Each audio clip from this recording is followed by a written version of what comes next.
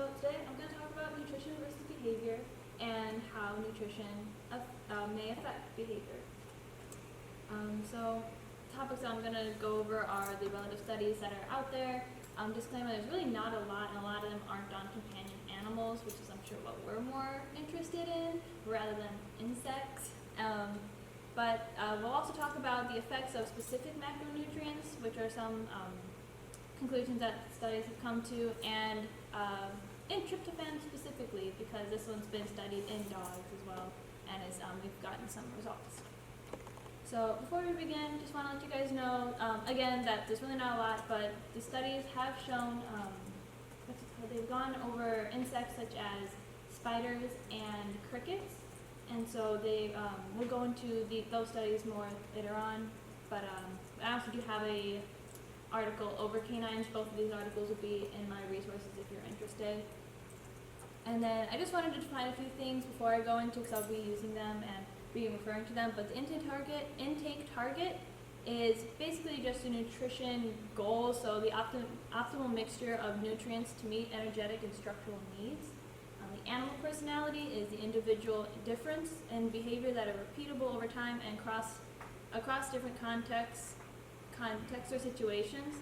And then behavior is the result from signal detection, transmission, and processing in the central nervous system, which is accomplished and modulated by chemical messengers such as neurotransmitters and hormones. And I'm going to emphasize the neurotransmitters here because later on that'll be important when we talk about tryptophan. So the current studies that I found to help relate to this subject was, one of them was effective diet on the structure and animal personality, and this one highlighted this one was an insect study, and it went into how crickets and spiders, if you adjusted the levels of proteins, there was an increase and a decrease in aggression, as well as reproductive behaviors and cannibalism. So that's not related to dogs, thankfully, but just interesting to know. And then also for the impact of nutrition on canine behavior, a group worked with beagles, and they adjusted crude protein and in 3 different quantities of low, medium, and high, in relation to the energy levels. So to tryptophan. Tryptophan is a neurotransmitter precursor. So going back to how in behavior the chemical messengers, which are the neurotransmitters, basically are what cause behavior and allow behavior to be reciprocated and acted upon.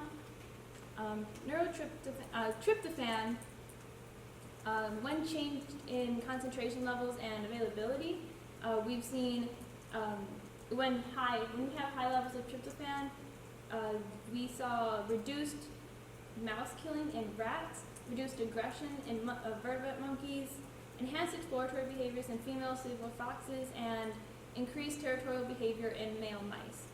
Overall of these, we also saw an increase in stress resistance. So they were able to handle stress better after a stressful situation or throughout a stressful environment. In dogs, we saw high tryptophan concentrations in low-tein protein diets caused a decrease in aggression and territorial response, territorialism. So they were dogs that were really territorial and aggressive. When we put them on the low protein but high tryptophan diet, they were more inclined to be docile to like changing bowls and to just like interactions with other dogs compared to the high concentration, high protein.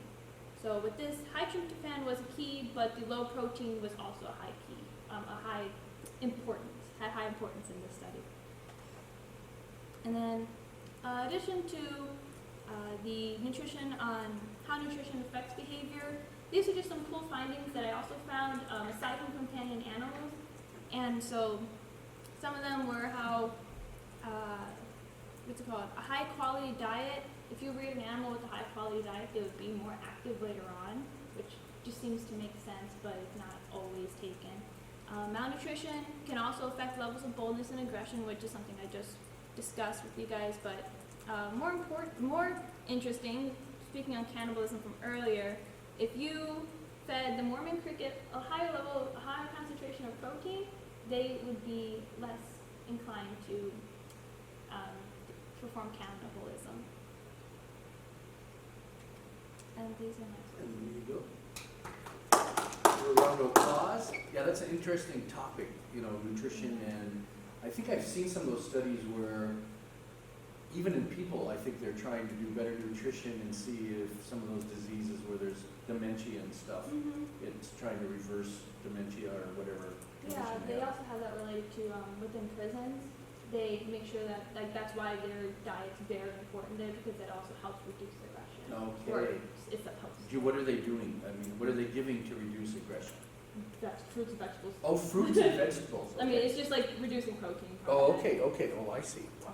Yeah, that's Very interesting. important to keep that balance, and hopefully they eat it. Yeah.